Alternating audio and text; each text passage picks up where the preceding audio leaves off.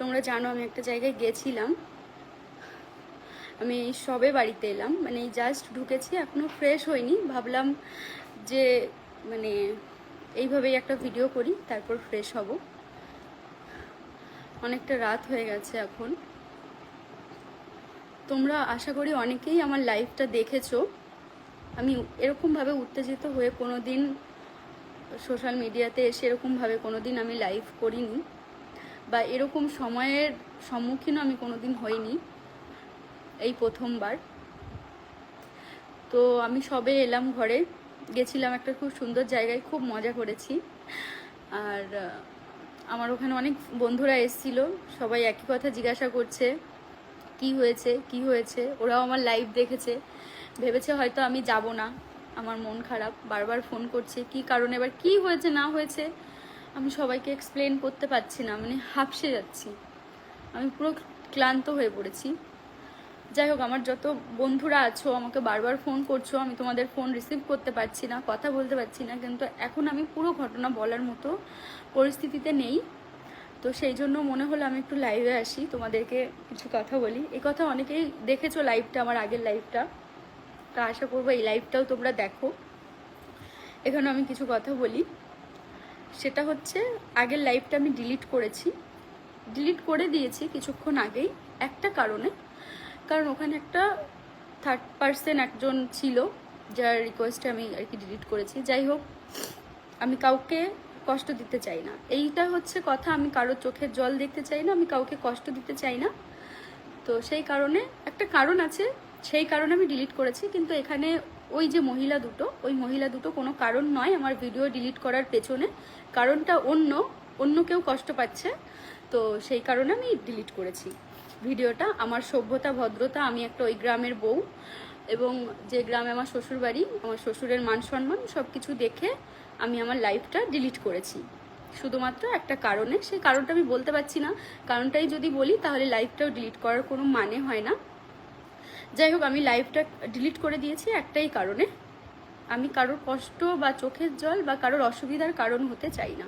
কারণ চাই সবাই সুখে থাকুক, সুখে একটা মেয়ে যখন বিয়ে করে বা নতুন জীবন শুরু করে, আমরা সবাই চাই সেই মেয়েটা যেন, মানে আমি চরম শত্রু হলেও চাই সেই মেয়েটা যেন সুখে থাকুক, শান্তিতে থাকুক।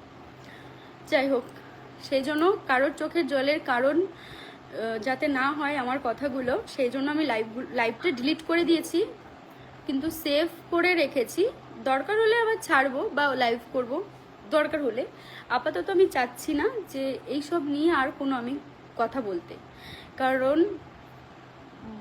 চাই না, ভালো লাগছে না নিজের মানসিকভাবে। আমি খেতে গেছিলাম, কিছু খেতে পারিনি, সেই দুপুর 1টা নাগাদ খেয়েছি, তারপর থেকে আর কিছু পেটে নেই, এতটাই মন মেজাজ খারাপ। খাবার পার্সেল করে নিয়ে এসেছি, এখনও খিদে নেই। আমার বর, যে মানুষ অফিস থেকে এসে খাওয়ার কথা, এত খাবার সাজিয়ে রেখেছি, মানে আমি রান্না করিনি, আর আমাকে ওপরের কাকিমার কাছ থেকে আমি খাবার চেয়ে এনেছি, শুধু ভাতটাও করেছিল, ও খেতে পারেনি। এইসব ফালতু ঝামেলার জন্য, মানে জীবনের একটা ফালতু ঝামেলা এগুলো। তো আমার মেয়েটার উপরেও খুব বাজেভাবে প্রভাব পড়ছে, ও এখন সব বোঝে, আমার আমার চোখ মুখ সব কিছু দেখে ও ভীষণ আপসেট হয়ে রয়েছে, কালকে ওর স্কুল আছে। যাই হোক, আমি এখানেই সব এন্ড করতে চাই। আর আমি তো কোনোদিন, আমি আগের ভিডিওতেও লাইভেও বলেছি, আমি কাউকে টোন টিটকারি বা কারোর হয়ে আমি কোনো ভিডিওতে ভয়েস ওভারও দেবো না, ভিডিও করবও না, কারণ আমি এরকম স্বভাবের নই, তো তাই আমি করতে পারবো না। আরেকটা কথা, তোমাদের কমেন্ট আমার এত ভালো লেগেছে, আমার বিকাল থেকে যত মন খারাপ ছিল আমার সব ঠিক হয়ে গেছে। একটা কথা আছে যে যে সত্য থাকে তার পেছনে সবাই থাকে। যখন কিনা আমাকে ওরা ভিডিও করেছে, এই নিয়ে আমার অত কষ্ট হচ্ছিল না, কিন্তু আমি যখন দেখছি আমার ভিডিওতে এসে সবাই আমাকে নোংরাভাবে কমেন্ট করছে, তখন আমি আর নিতে পারিনি, তখন আমি খুব ভেঙে পড়ি। কিন্তু তোমাদের কমেন্টগুলোই আমাকে আবার নতুন করে, মানে আমার এত ভালো লেগেছে, তোমরা আমাকে এত ভালোবাসো, এতটা বোঝো, তার জন্য তোমাদের কাছে আমি সবসময় কৃতজ্ঞ থাকবো। কারণ কারণ আমি যেটুকুনি তোমাদের জন্য ছোট থেকে অনেক তুচ্ছ হয়েছি, আমাকে অনেক ছোট করে কথা বলেছে অনেকে। আমার একটা পার্সোনাল কারণ আছে, সেই কারণে আমি কোনো দিন, মানে আমার জীবন শেষ হওয়ার আগে আমি কোনো দিন বলবো, যেহেতু তোমরা এত বছর ধরে আমাকে দেখছো, আমি ভাবি ফেসবুক থাকলে হয়তো আমার মেয়ে একদিন বড় হবে, নিজের পায়ে দাঁড়াবে, তার বিয়ে হবে, আমি তখনও ভিডিও করব, আমি তখনও দেখাবো। যাই হোক, আমার একদম শেষের জীবনে যখন আসবো তখন আমার অনেক পার্সোনাল কিছু ম্যাটার আছে, আমি তোমাদের সঙ্গে শেয়ার করব, কিন্তু এখন আমি করব না। তো এই হচ্ছে ব্যাপার। আর তোমাদের এত ভালোবাসার জন্য মানে আজকে আবার নতুন করে ইচ্ছে হবে ভিডিও করার, নতুন করে সব ইচ্ছে হবে, কারণ তোমাদের কমেন্টের মাধ্যমে তোমরা বুঝিয়ে দিয়েছো, তোমরা সবাই আমার পাশে আছো, এবং তোমরা যে আমাকে বুঝেছো। আমি শুধু একটা কথাই আমার বরকে বলছি, যে যারা আমাকে ভালোবাসে তারা আমাকে বাজে মহিলা বলছে, যারা আমাকে এরকম নোংরাভাবে কমেন্ট করছে, আমি এটা নিতে পারছি না, এটা আমি সত্যি নিতে পারছিলাম না। আজ অনেক দিন ধরে সহ্য করে করে মানে এই দেয়ালে না আমার পিঠটা পুরো ঠেকে গেছে। ওরা অনেক টোন কেটে কেটে ভিডিও করে এই করতো, আমি সেগুলো আমারই ফ্রেন্ড যারা, তারা পাঠাতো আমাকে, হয় না, এই দেখ তোর নামে কি বলেছে, এই দেখ তোকে মিন করে বলেছে, আমার হাঁটা, আমার ড্রেস, আমার কথাবার্তা, আমার খাওয়া দাওয়া, কি করেনি কপি, কি করেনি কপি, সেটাই হচ্ছে কথা। সব কিছু করেছে, আমি শুধু দেখে আমি নিজের চুপচাপ থাকতাম, যে আমি কিছু আর কি বলবো না, আমি কিছু করবো না, কারণ আমি চাইনি এসব নিয়ে কখনো সোশ্যাল মিডিয়াতে এসে ভিডিও করতে। আমি কারণটা তোমাদের আগে বলেছি, আমার একটা ইমেজ আছে, আমার মেয়ে একটা মান সম্মান আছে, আমার হাজব্যান্ডের মান সম্মান, সব কিছু মিলিয়ে আমি চাইনি। আর তাছাড়া আমার কারণ নাম নিয়ে যে ভিউজ পেতে হবে বা কোনো কন্টেন্ট ক্রিয়েট করার জন্য আমাকে কাউকে ছোট করতে হবে, এটা আমি করবো না কোনোদিন।